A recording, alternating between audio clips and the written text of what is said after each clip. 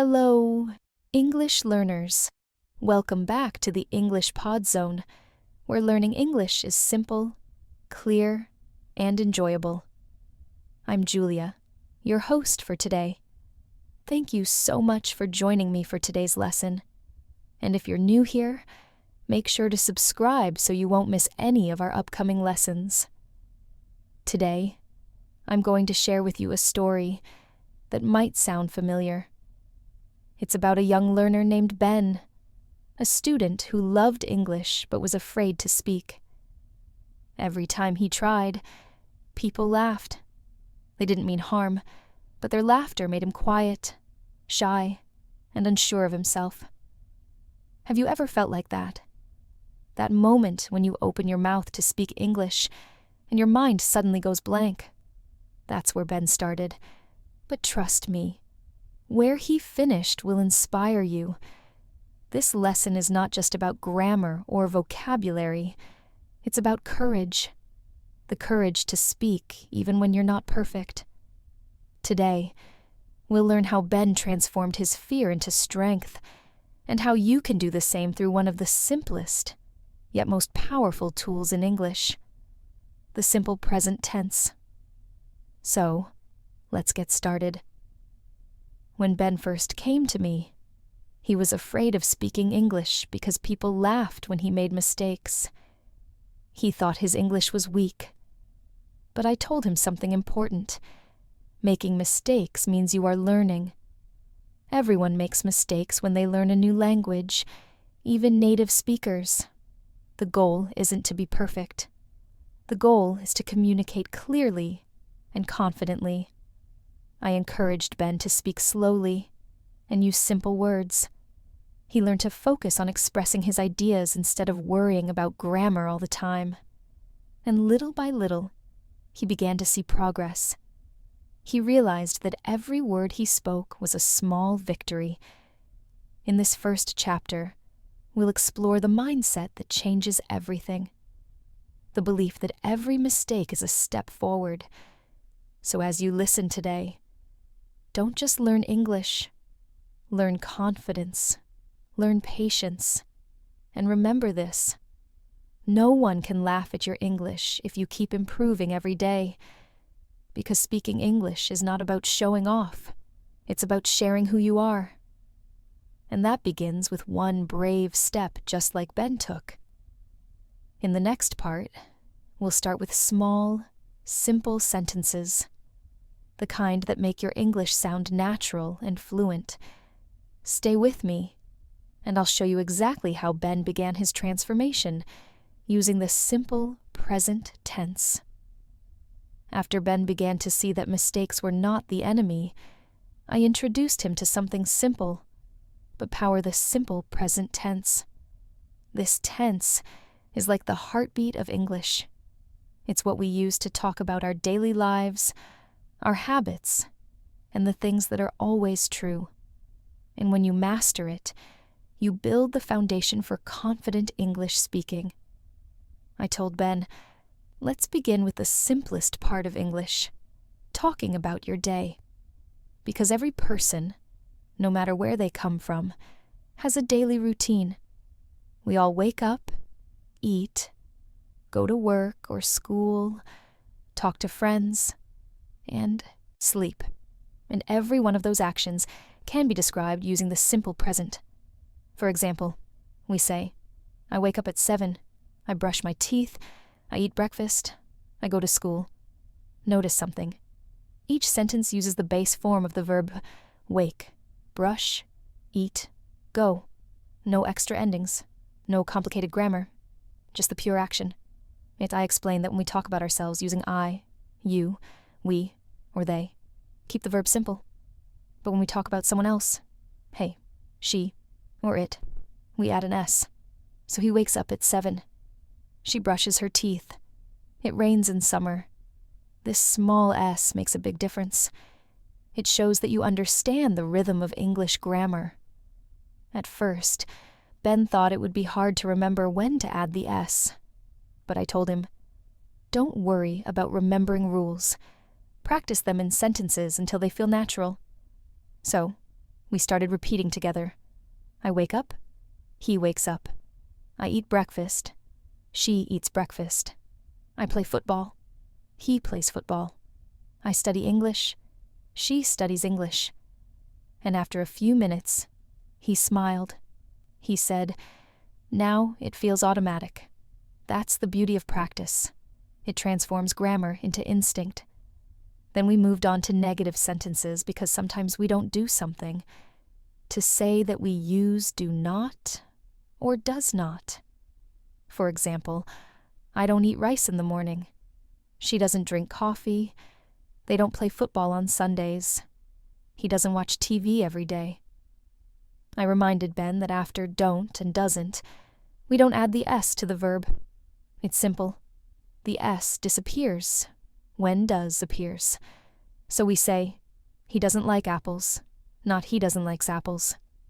After that, I showed him how to make questions, because communication is not just about telling. It's also about asking. To make a question, we move do or does to the front. For example, do you like music? Does he play football? Do they go to school every day? Does she read books? Simple, clear, and easy to remember.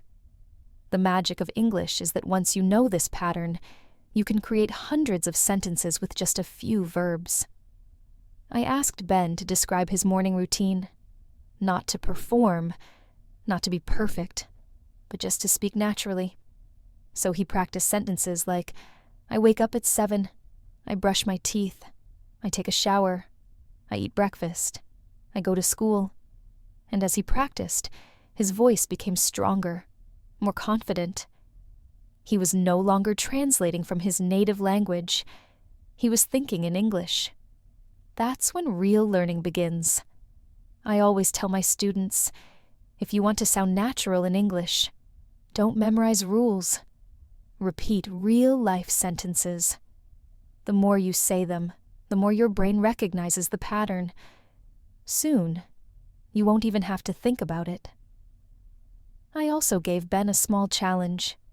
Every morning, he had to talk to himself in English for 2 minutes. He could describe what he was doing, what he liked, or what he planned to do that day. Something like, I wake up, I open the window, I see the Sunday, I feel happy, I make tea, I drink it slowly. Simple sentences, but powerful, because every time you connect words to your real actions, you're training your brain to think in English. Later, we expanded his vocabulary. Instead of saying only, I eat breakfast, we added details. I eat eggs and bread. I drink coffee. I listen to music. I read the news. Each small detail made his English richer and more natural. Then we practiced rhythm. English has a natural music to it. You can feel it in sentences like, I wake up at 7. I brush my teeth. I go to school. Each one has a steady beat. When you speak with that rhythm, your English sounds smooth and confident. I told Ben to practice this rhythm while standing in front of the mirror, not to judge himself, but to watch his confidence grow with every sentence. He would look at his reflection and say, I wake up, I brush my teeth, I go to school, I study English, I talk to my friends. And soon, he began to smile. He realized that speaking English is not about perfections, about connection. I also reminded him that the simple present tense isn't just for routines. It's also used for facts like the sun rises in the east, water boils at 100 degrees, birds fly, people smile. These are timeless truths, and the simple present helps express them easily. So now, whenever Ben talks about his day or shares something true, he uses this tense naturally. He doesn't think about grammar anymore. He just speaks. And that's the power of the simple present. It gives you the ability to describe your world, your habits, and your truth. You can try the same thing after this lesson. Stand in front of the mirror and describe your day in English. Don't worry about mistakes. Speak slowly. Listen to your voice. Let your sentences become your habit. Because confidence doesn't come from knowing. Every rule, it comes from using what you already know. When Ben realized that everything changed, he started to enjoy speaking English, not fear it. And that's what I want for you, too. Now that you understand how the simple present works, you're ready to expand your sentences and create your own story. Every sentence you say builds your confidence. Every day you practice, your English becomes more natural. Keep your sentences short, your tone calm, and your mind open. Speak as if you are telling your own story, because you are. Let's continue where we'll learn how to connect your ideas and speak smoothly about your entire day, from morning until night, just like Ben learned to do. After Ben became comfortable using short sentences in the simple present tense, it was time to build something longer, a complete daily routine. This step helps every learner connect ideas smoothly and speak with natural flow. Instead of saying short, broken sentences like, I wake up, I eat, I go, we learn to link thoughts together and form one connected story. I told Ben that English is like breathing. Every sentence has rhythm. And when you speak with rhythm, people understand you easily. The goal is not to rush, but to connect your sentences naturally, one after another. So we began with the morning. Think about what happens after you wake up. You can say, I wake up at 7. I brush my teeth. I wash my face. I take a shower. I eat breakfast. That's 5 short sentences. But when you say them with rhythm, they sound like a real conversation. Let's practice saying them smoothly. I wake up at 7. Then I brush my teeth. I wash my face and take a shower. After that, I eat breakfast. See how it flows. You are not just listing actions. You are telling a story about your day. When you speak, take a small breath between each idea. Don't try to say everything in one breath. Speak calmly and clearly. Feel the timing of each phrase. I wake up at 7. Pause. Then I brush my teeth. This rhythm makes your English sound alive, not robotic. Next, we talked about what happens after breakfast. Ben learned to continue his routine naturally. I go to school at 8. I study English. I read and write. I talk to my friends. Then I asked him to connect them. I go to school at 8 where I study English. I read and write. And I talk to my friends during the break. That small connection word.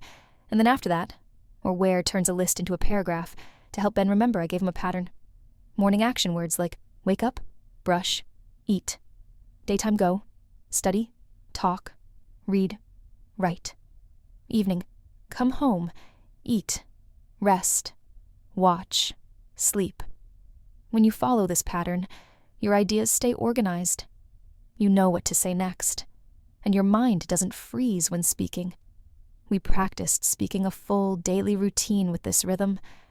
I told him to imagine he was talking to a new friend. Every day, I wake up at 7. I brush my teeth and wash my face. Then I take a shower and eat breakfast. I go to school at 8, Sabmawas. I study English and science. I talk to my friends during the break. I come home at 1, Gas. I eat lunch with my family.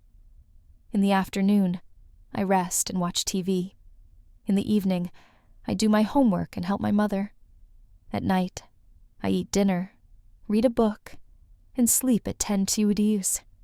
When he finished, I asked him to repeat it slowly with expression. Each action was part of a living story, his own story. I reminded him that when you tell your story, you control the rhythm. Your sentences can breathe just like music. We also worked on stress the words you say a little louder to sound natural. For example, I ***, wake up *** at 7. I ***, brush my teeth, asterisk, asterisk. I asterisk, asterisk, go to school, asterisk, asterisk. Each sentence has a strong word. English listeners catch that beat easily. It's the melody of your speech. Then we added transitions. These are the small words that make your English sound connected. First, I wake up. Next, I brush my teeth. Then, I take a shower. After that, I eat breakfast. Finally, I go to school. These connectors guide your listener through your story. They show that your thoughts have order and flow. To help Ben remember the structure, I gave him a simple speaking exercise. I told him to close his eyes, imagine his day like a movie, and describe it out loud using the same sequence: morning, afternoon, evening, night. He started slowly at first, but soon the sentences came out naturally. That's the moment every learner feels the shift from memorizing words to actually communicating.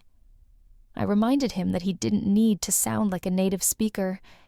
He just needed to sound clear, calm, and confident. The goal is communication, not perfection. I also encouraged him to add emotions. English is more interesting when you include feelings. I wake up at 7, but I feel sleepy. I go to school happily because I like learning. I come home tired, but I watch my favorite show. Adding emotions makes your story more real. It also helps you remember the sentences better because they connect to your life. Later, we practiced small variations so that his English wouldn't sound repetitive. Instead of always saying, I wake up at 7, he could say, I usually wake up at 7, or I sometimes wake up late.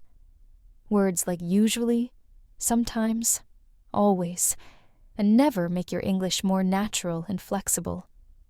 For example, I usually eat breakfast at home, but sometimes I eat at school. I always study English in the evening. I never sleep late on weekdays. Each of these sentences adds personality to your daily routine. Once Ben understood that, we worked on telling the same story in a different tone, one formal and one casual. In a casual tone, you can say, I get up at 7, I grab a quick breakfast, then I head to school. In a more formal tone, you can say, I wake up at 7, I eat breakfast and leave for school.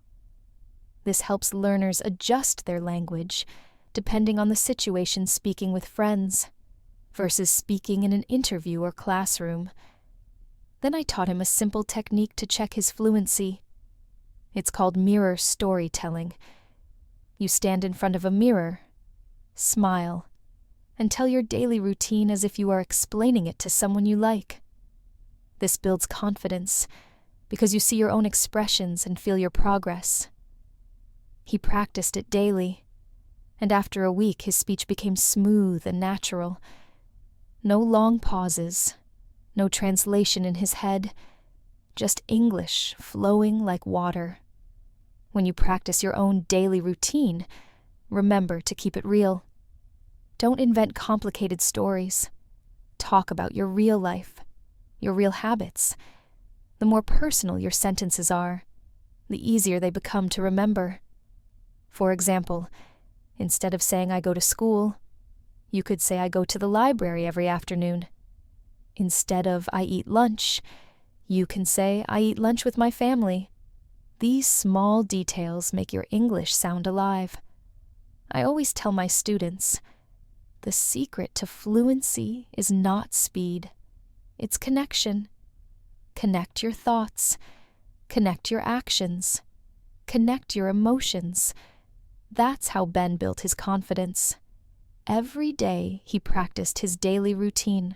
Every sentence became smoother, clearer, and more natural. If you try this at home, you'll feel the same transformation.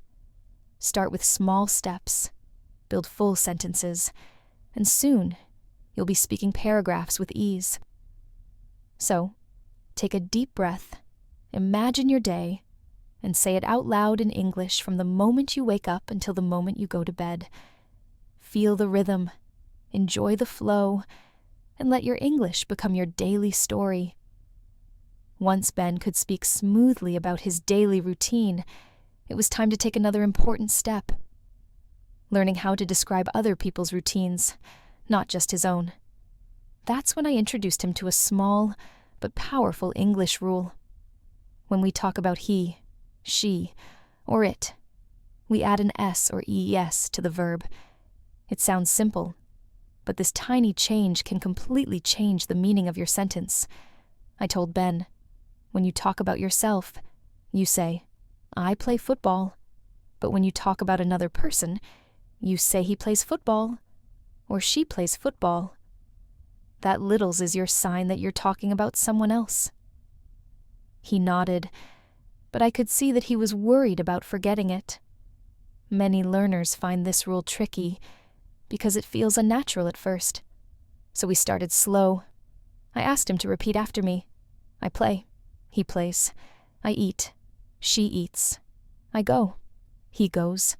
I study. She studies. Then I told him, notice how the sound changes slightly at the end of the word. That sound is small, but it's important. It tells the listener who the subject is. After a few repetitions, I added another rule. When a verb ends with a Y after a consonant, we change the Y to I and add S. So study becomes studies, and cry becomes cries. But when a verb ends with a vowel before the Y, like play, we just add S. So play becomes plays. To make it easier for Ben to remember, I created a small rhythm drill. We said it together again and again, almost like a chant. He plays, she studies, he goes, she watches, he cries, she flies, he runs, she walks. Rhythm makes grammar easier to remember. When you hear the pattern, your brain starts to recognize it like a song. Then we move to a little challenge I call correct or not.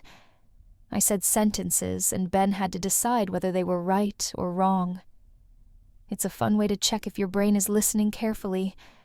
I said he play football. Ben thought for a moment, then smiled. That's wrong. He said it should be he plays football. Perfect, I replied. How about she go to school? That's wrong too, he said more confidently this time. It should be she goes to school. Excellent. And what about they likes pizza? He shook his head. No, that's wrong. It should be they like pizza. We continued the drill. He works in an office. Correct. She cook dinner every night. Not correct. He drink tea in the morning. Not correct.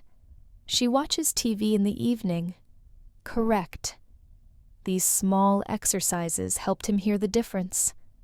The best way to learn grammar is not by reading rules, but by listening, repeating, and correcting yourself in real time. After that, we practiced by describing people in his life. I said, tell me about your family using he, she, and it. He began slowly. My father works in an office. He drives a car. He drinks tea in the morning. My mother cooks food. She cleans the house. She watches TV in the evening. My brother goes to school. He plays football. He studies math. Every sentence used the correct form, and his confidence grew with each one. I reminded him that the same rule applies to things too. For example, we say it rains in summer, or it shines brightly today. To help him practice naturally, I encouraged Ben to use these sentences while talking about his surroundings. For example, when he looked outside and saw the rain, he could say, it rains. When the sun came out, he could say, it shines. Real-life observation helps grammar stick in your mind effortlessly. We also talked about the importance of sound. Many learners drop the final S when speaking because it feels small. But in English, that S changes meaning. I told him he play sounds wrong because it's missing a piece. Always let that final sound come out even softly. It's like finishing a note in a song. We practiced pronunciation together. Plays, goes, O's. Studies, watches. Watches. I encouraged him to exaggerate the ending sound for practice. Say it clearly, even slowly, until it feels natural. I said, your mouth needs to remember the movement.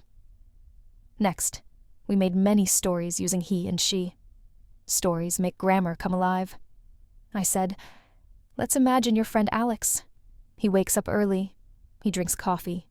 He reads the newspaper. He goes to work. He works hard. He comes home at 6.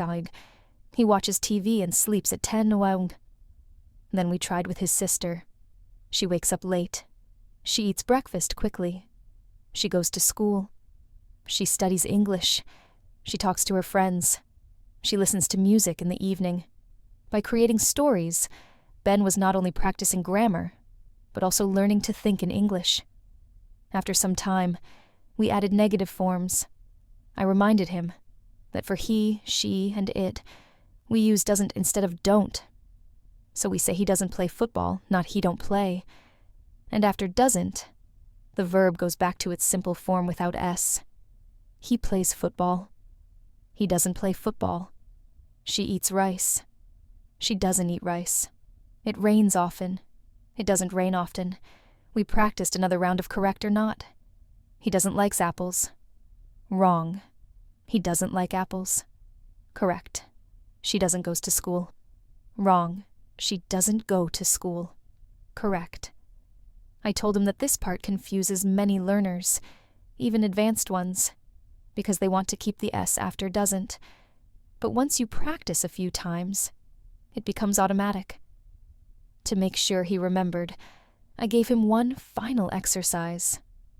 I said, imagine your family again, and describe what each person does and doesn't do. He answered, my father drives to work. He doesn't walk. My mother cooks dinner. She doesn't eat fast food. My brother studies math. He doesn't study English. My sister watches TV. She doesn't read books. It was simple, accurate, and clear. I could see that the small s rule was now part of his natural speaking habit. Then we practiced questions again, this time with he and she. Does he like music? Yes, he does. Does she play football? No, she doesn't. Does he go to school every day? Yes, he does. Does she study French? No, she doesn't. I reminded him that with questions, we also drop the US from the verb because does already carries it. Once he understood that, everything clicked. Before we ended the practice, I gave him a small summary to keep in mind. For I, you, we, they use the base verb. I play, they go we, eat. For he, she, it add s or s. He plays, she goes, it rains. For negatives, use don't or doesn't and drop the s. She doesn't eat. For questions, use do or does and drop the s again. Does he play? Ben smiled when he realized that one simple rule connects all these sentences. It wasn't about memorizing. It was about rhythm, pattern, and understanding the logic of English.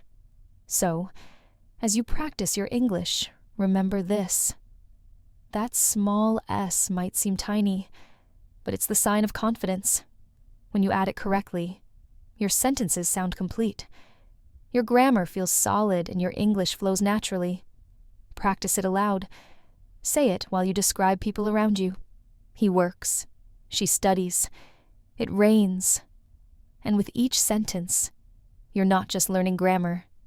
You're building precision, awareness, and control in your English voice. Once Ben became confident using he, she, and it correctly, I knew it was time to help him use what he had learned in real conversations.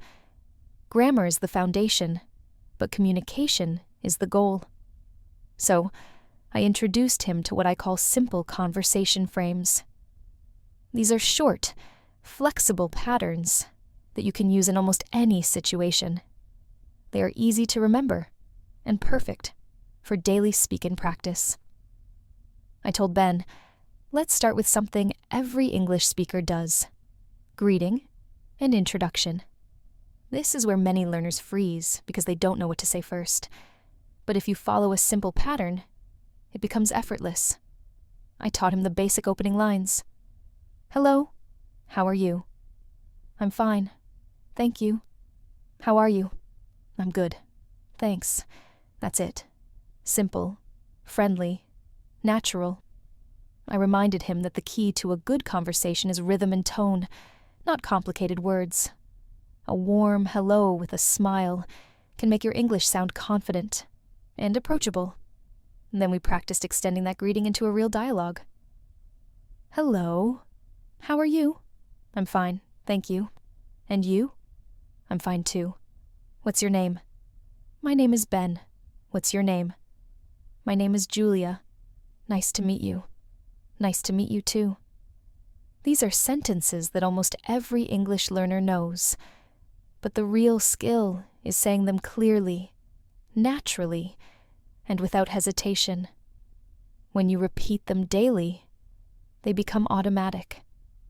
After that, we moved on to the next most common question in English. What do you do? This question is a simple way to ask about someone's job, role, or daily life. So I explained when you answer, use the simple present tense. I am a student. I study English. I work in an office. I teach English. I help my father.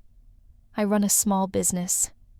Each answer uses the present tense to describe something regular or true. Then I taught him the mirror question technique. When someone asks you a question, you can ask it back. For example, what do you do? I'm a student. What do you do? This keeps the conversation balanced and shows that you are interested in the other person.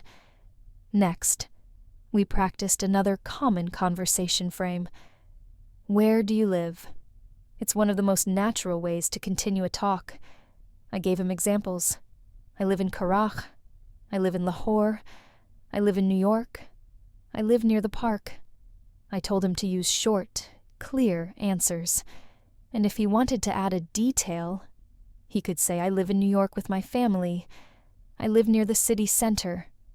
I live in a small town by the river. After we practiced, what do you do and where do you live? We moved to one of my favorite conversation topics, hobbies and interests. These are easy to talk about and make your English sound friendly. I said whenever someone asks you, what do you like to do? You can start your answer with, I like, or I don't like. Then we made a list of easy examples. I like reading books. I like watching movies. I like listening to music. I like playing football. I don't like waking up early. I don't like doing homework. I don't like cold weather. This structure I like and I don't like is powerful because it lets you talk about yourself with confidence. Then I introduce the sentence frame technique. It's simple. You create a sentence pattern and fill in new words each time. For example, I like, I don't like. I live in, I work at a, I go to, I study. You can use this pattern to create hundreds of new sentences without learning new grammar. It's like building blocks. Once you know the frame, you just change the details. We practiced this as a drill. I said the frame, and Ben completed it with his own ideas. I like chocolate. I don't like noise. I live in Lahore. I work at a restaurant. I go to school every day. I study English. The repetition made his confidence grow. It's not about saying something complex. It's about being able to respond quickly and clearly in real situations. Next, I taught him how to ask similar questions to others. Do you like music? Do you play football? Do you study English? Do you live near here? Do you work in a company? These are basic questions, but they open doors to conversation. I explained that the word do makes it a question in the simple present tense. We also practiced short answers because native speakers often use them. Do you like music? Yes, I do. Do you play football? No, I don't. Does she study English? Yes, she does. These short answers make you sound natural and confident. After that, I combined everything into one easy conversation model. Hello, how are you? B, I'm fine. Thank you. And you? A, I'm fine. What do you do? B, I'm a student. What do you do?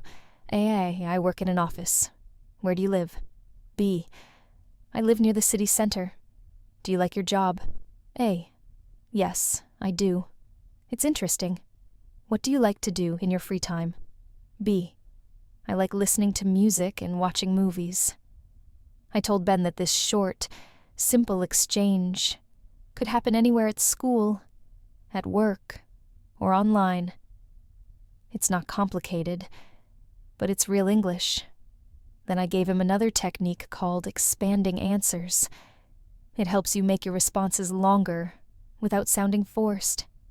For example, instead of saying, just I like reading, you can say I like reading because it helps me relax. Or, instead of, I work in an office, you can say I work in an office where I use English every day. This small addition makes your conversation more interesting and keeps it flowing. We also practiced using polite fillers, short phrases that give you time to think. Phrases like, let me see. That's a good question. Well, I think actually using these naturally makes your English sound smoother and helps you avoid silence while thinking. At this point, Ben could start and continue a conversation without fear. He could greet, ask, answer, and share personal details, all in the simple present tense. To strengthen his fluency, I asked him to record himself speaking for 1 minute a day, using these sentence frames. Each day he picked a topic, his family, his hobbies, his school or his city, and spoke freely. I told him not to memorize, but to flow. That daily practice made a huge difference. His sentences became faster, his pronunciation clearer, and his confidence stronger. The truth is, English fluency doesn't come from big words. It comes from mastering small, simple structures and using them again and again. I always tell my students, if you can speak simply, you can speak anywhere.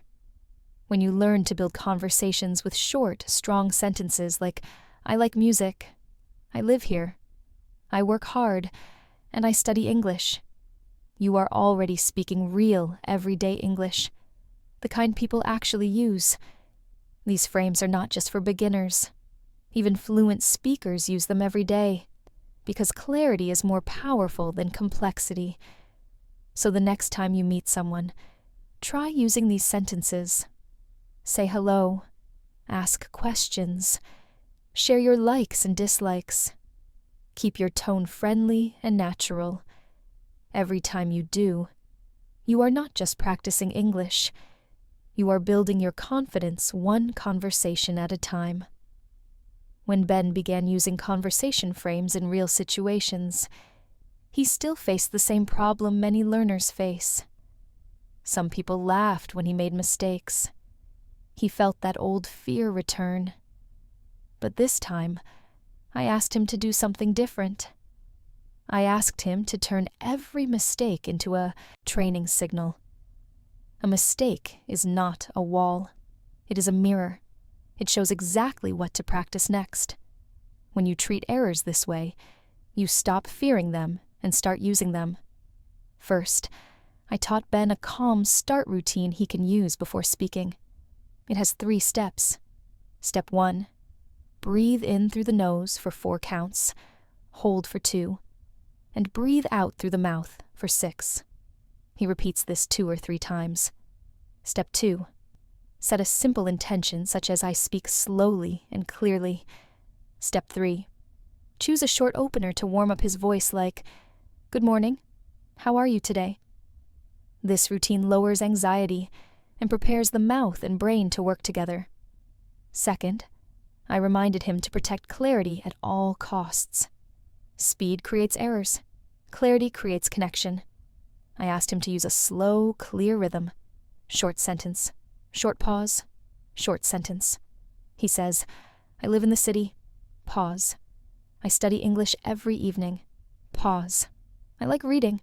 The pauses are not empty space. They are control points. They let the listener keep up, and they give the speaker time to choose the next word.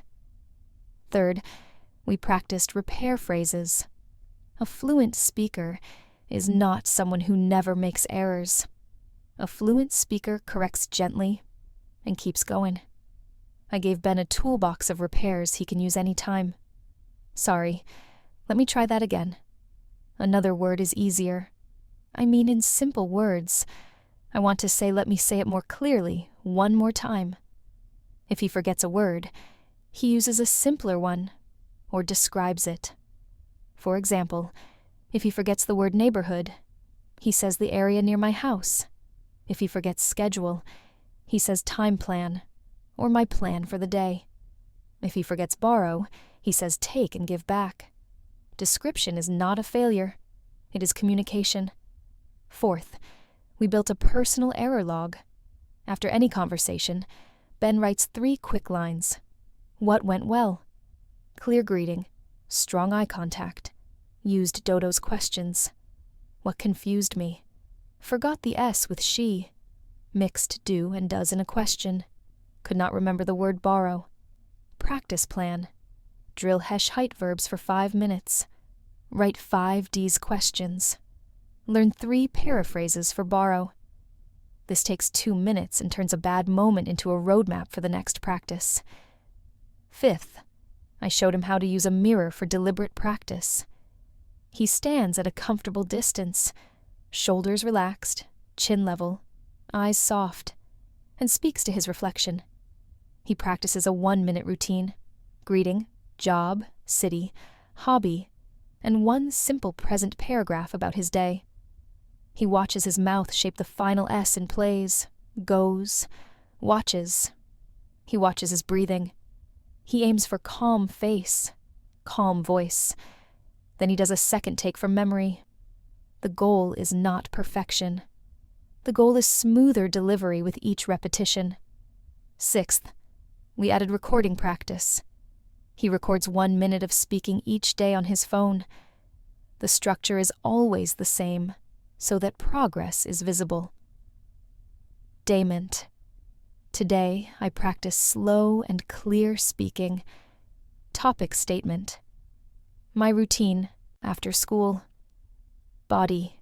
5 or 6 simple present sentences linked by then.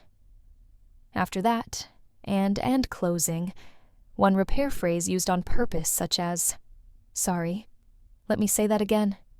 He listens once for pronunciation of final sounds, once for rhythm and pauses, and once for grammar markers like he plays. She goes, it rains. He does not criticize himself. He observes and adjusts. Seventh, we trained recovery under pressure. Sometimes a laugh or a noise breaks your focus. I taught Ben a reset line he can say calmly, 1 second, please. Then he takes 1 slow breath and continues. We practice this in short role plays. I interrupt him with a cough, a laugh, or a quick question. He uses the reset line, breathes, and finishes the sentence. Confidence grows when you know you can recover. 8. We strengthened word retrieval with paraphrase ladders. He chooses a tricky word and prepares 3 backups. For borrow, his ladder is borrow and give back use for a short time. For neighborhood, the ladder is neighborhood area near my house, the streets around my home. For schedule, the ladder is schedule, time, plan for the day. During speaking, if the target word does not appear, he steps down the ladder and keeps talking. Silence disappears. Communication stays alive. 9th, we used micro drills to stabilize grammar while speaking. These drills are fast and rhythmic. He plays, She plays. It plays. I play. We play. They play. She goes. He goes. I go. They go. She studies. He studies. We study. They study. We do 10 to 15 seconds per drill, then return to a real sentence. The drills reset the mouth and the ear. They are like quick stretches between sets. 10th, I taught him to use anchor words to guide a paragraph. Anchor words are simple present verbs that tell the story arc. For a daily routine, the anchors might be wake, eat, go, study, talk, come, rest, help, read, sleep. He writes them in a vertical list, then speaks a sentence for each anchor, linking them with then and after that. Because the anchors are clear, the paragraph stays organized even if he forgets a detail. 11th, we added emotional management for social moments. If someone laughs, he does not fight the sound. He lets it pass. He softens his face, keeps his voice steady, and says, "I speak slowly to be clear." Then he continues. Most listeners adjust to his rhythm when they hear his calm clarity. Respect often follows control. 12th, I gave him a weekly growth loop. On day 1, he chooses one conversation frame, like what do you do, and where do you live? On day 2, he adds I like, and I don't like. On day 3, he adds he and she sentences about family. On day 4, he adds 1-minute mirror storytelling. On day 5, he records and reviews. On day 6, he tries a real conversation online or in person. On day 7, he rests, but does a light rhythm drill for 2 minutes. The loop repeats. This small, steady cycle builds skill without burnout. 13th, we practiced friendly control of pace with cue phrases. Before a longer answer, he says, I will answer in 2 parts or first, about my job, second about my city. These cues help the listener follow and give Ben time to think. They also make him sound organized. 14th, we reinforced listening as a speaking skill. When he hears a question, he repeats the key words softly before answering. For example, if he hears, "Do you like reading?" he says, "Reading? Yes, I like reading because it helps me relax." Repeating a keyword gives the brain a second to select vocabulary and grammar while staying engaged with the listener. Finally, I asked Ben to celebrate small wins. If he adds the final S clearly 5 times in one conversation, that is a win. If he uses a repair phrase smoothly, that is a win. If he stays calm after a laugh, that is a win. Motivation grows when progress is visible and specific. You can do the same. Build your calm start routine. Protect clarity with short sentences and clean pauses. Use repair phrases to keep going. Write a tiny error log to capture your next practice target.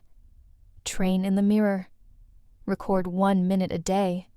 And run micro drills to stabilize grammar. Prepare paraphrase ladders for the words you often forget. Use anchor verbs to tell a full story. Guide your answers with cue phrases.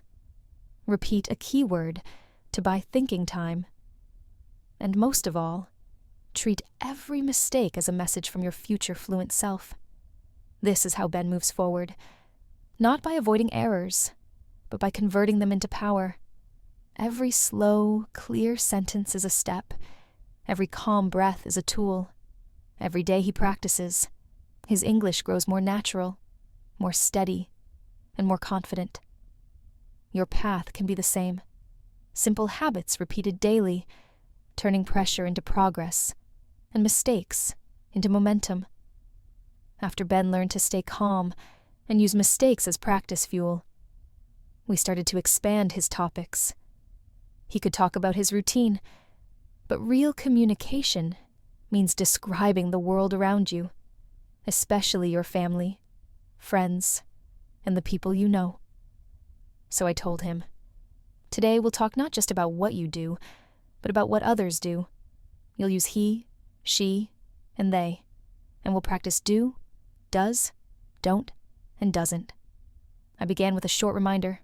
Remember, I said, when you talk about yourself, you use I. I eat breakfast. I go to school. But when you talk about someone else, like your brother or your mother, the verbs change. He eats breakfast. She goes to school. They play together. Then I asked him to describe his family one by one. Start simple, I told him. 1 sentence per person, he began. My father works in an office. My mother cooks food. My sister studies English. My brother plays football. I nodded. Perfect.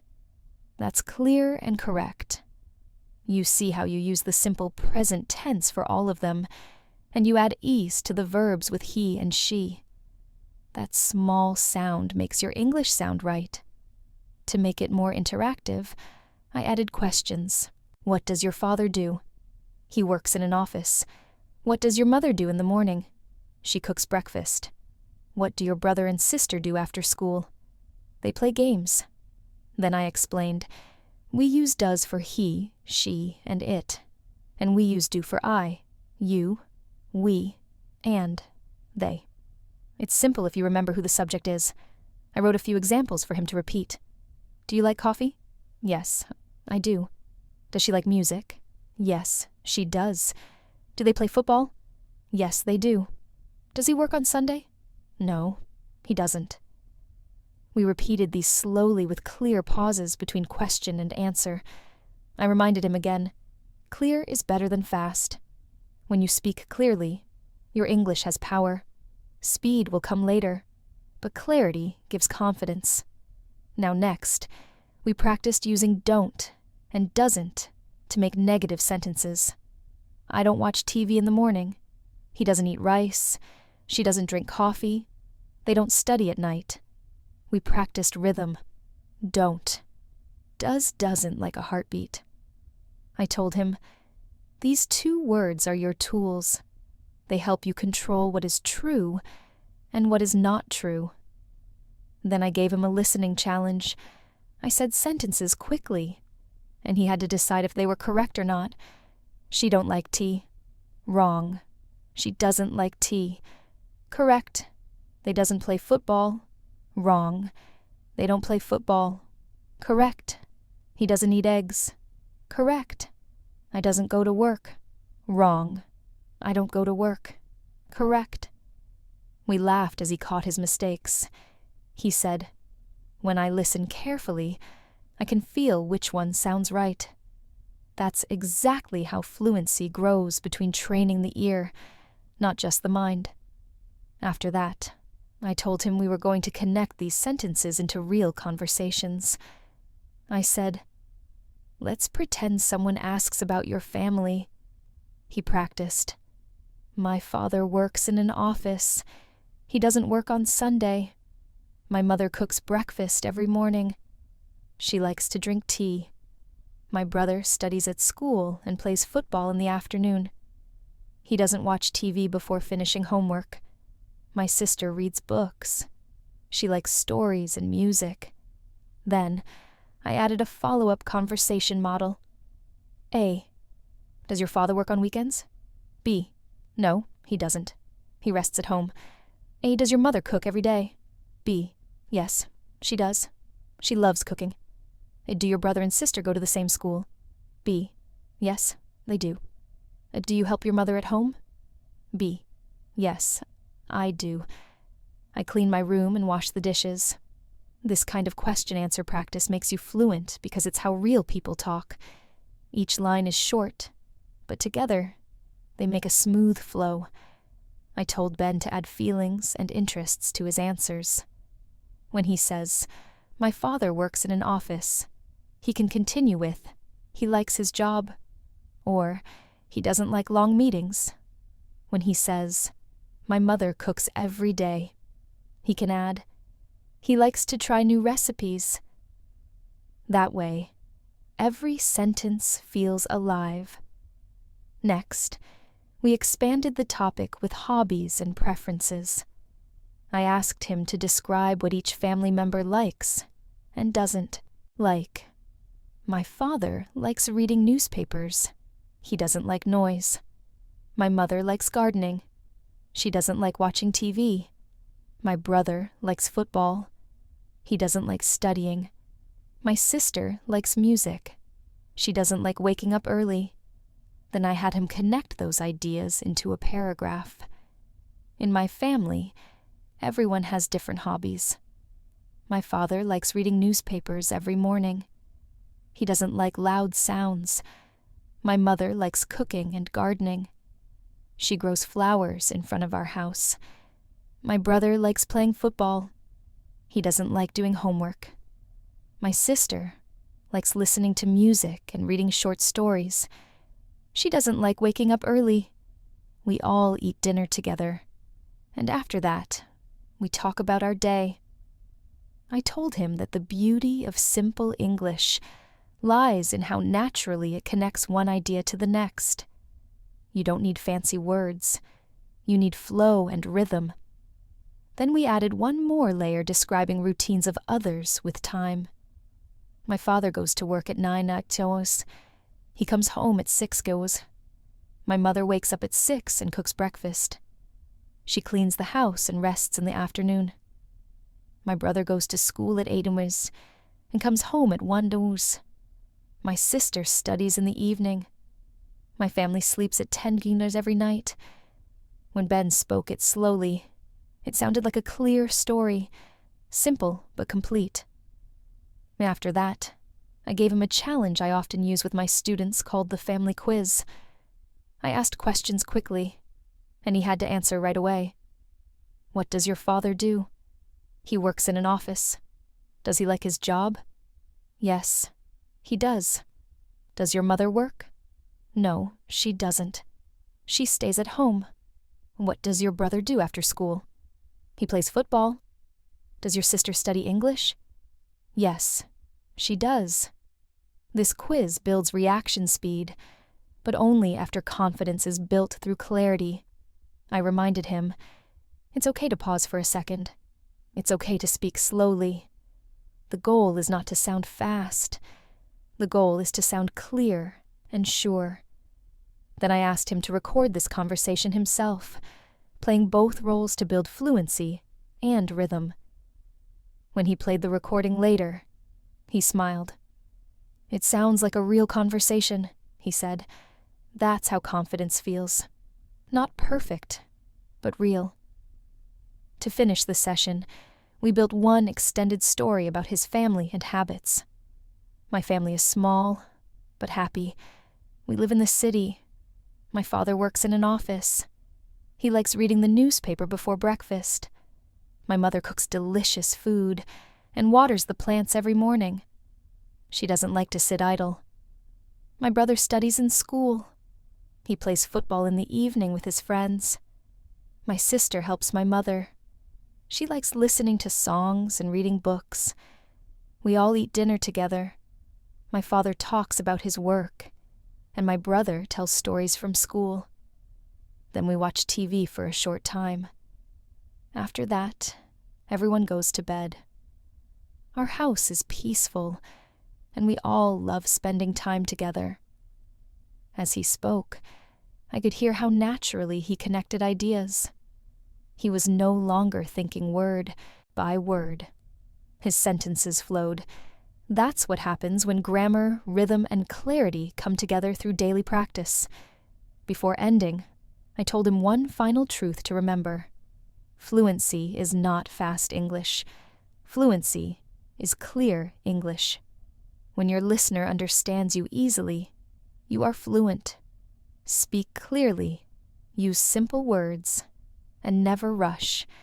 Clarity will make you sound confident, and confidence will make you sound fluent. By the time Ben reached this stage, something inside him had changed. He no longer avoided English conversations. He no longer feared the moment someone asked him a question. He had built a new habit, the habit of speaking every day, calmly and clearly, no matter where he was. I watched him transform from a shy learner into a confident communicator. His English was no longer a set of rules. It had become a rhythm of daily life. One morning, he sent me a short recording. His voice was steady, his pace natural, his words simple but fluent. I wake up at 6:30, he said. I brush my teeth. I eat breakfast with my family. My father goes to work at 8:00. My mother cooks and waters the plants. I study English for 1 hour. Then I go to my class. After class, I come home, take a rest, and help my mother. In the evening, I read a book or watch a short video in English. At night, I eat dinner with my family and sleep at 10 ag. It was clear, confident, and complete, a full story of his day, built only with the simple present tense. That moment made me realize something powerful. Fluency is not about difficult grammar or complex vocabulary. It's about connection, rhythm, and courage. I asked Ben how he felt after recording that. He said, I feel free. I can finally talk without fear. I don't need big words. I just need to say what I mean. That sentence captured the real heart of English learning. So I started teaching my other students the same idea. Speak simple. Speak strong. Perfection is not the goal, communication is. When you can describe your life clearly, you already speak real English. Then I gave Ben a new challenge to talk about each part of his day in detail using short, connected paragraphs. We practiced linking sentences smoothly, using words like after that, then next, and finally in the morning. I wake up at 6:30. I brush my teeth and take a shower. Then I eat breakfast with my family. After that, I study English for 1 hour. In the afternoon, I go to my class. I come home at 2:00. I eat lunch and take a short rest. Then, I help my mother with some work. In the evening, I do my homework. I read a book or listen to music. Finally, I eat dinner and go to bed at 10:00. I told him to repeat this paragraph until it flowed like music. The rhythm of English is built on short, strong beats, each sentence complete, each pause clear. Then we added emotion and energy. Instead of only saying what he does, I asked him to say how he feels about it. In the morning, I wake up at 6:30. I feel fresh and ready for the day. I like eating breakfast with my family because we talk and laugh together. After that, I study English. It makes me feel proud because I can understand more each week. In the afternoon, I go to my class. I enjoy learning new things. When I come home, I eat lunch and take a rest. I help my mother, and that makes me feel responsible. In the evening, I do my homework and listen to music. Music relaxes me. Finally, I eat dinner with my family. We share stories from the day. Then I sleep and feel thankful for my progress. When he finished reading this version aloud, his English sounded natural and expressive. The sentences were still simple, but they carried life. I told him, this is the real art of English, saying simple things with feeling. And then I gave him one more exercise to build power and confidence. The 10-sentence morning routine. Every morning, right after waking up, I asked him to speak 10 sentences aloud. They could be the same sentences every day, or small variations. The goal was to start the day with English energy. Here's the model I gave him. I wake up early. I speak English with confidence. I eat breakfast and feel strong. I study English every day. I read and listen carefully. I practice speaking clearly. I make mistakes, but I learn. I don't give up. I believe in myself. I speak English every day. 10 lines short, powerful, and clear. When you speak them every morning, you don't just train your tongue, you train your mind. You start to believe what you say. I told Ben that these daily affirmations are not just sentences. They are small promises to yourself. Every time you repeat them, you build confidence and control. He followed this practice for weeks, and his improvement was visible. He told me one day, "Now, even when people laugh, I don't feel bad. I just keep talking. I know I'm getting better." That is the moment every learner waits for. The moment when fear disappears and confidence takes its place. To help others feel the same, I always end my lessons with a small challenge. I ask my students to write or speak their own 10 daily sentences. They can be about their routine, their dreams, their studies, or their family. The only rule is to use the simple present tense and keep it clear. Here's an example for you to try. I get up at 7. I brush my teeth and take a shower. I eat breakfast with my family. I go to work at 9:90. I talk to my coworkers. I help people and learn new things. I come home at 6:00. I eat dinner and relax. I read a book before bed. I sleep at 10:00 and feel thankful. You can use this pattern to describe your own day. Speak it slowly, clearly, and confidently. Record yourself. Listen, correct softly, and try again. Each repetition is progress. I reminded Ben, and now I remind you that fluency is not measured by speed or accent. Fluency is the ability to express yourself clearly and calmly. When you can share your ideas, your stories, and your feelings, you are already fluent. Before finishing that day's lesson, I looked at Ben and said, "Remember this line. English isn't perfection, it's courage." He smiled because he finally understood it. Every word you say, every small sentence you speak, is an act of courage. Don't wait for perfect grammar. Don't wait for others to stop laughing. Start now, speak now, and grow every day. From Ben's journey, I learned something too. Teaching English is not only about verbs and tenses, it's about helping people find their voice. Every learner has a voice waiting to be heard. So, today, if you're watching this lesson, I want to give you the same challenge I gave Ben. Tomorrow morning, before you check your phone, before breakfast, look in the mirror and say 10 sentences in English. Speak them slowly, speak them clearly, and speak them proudly.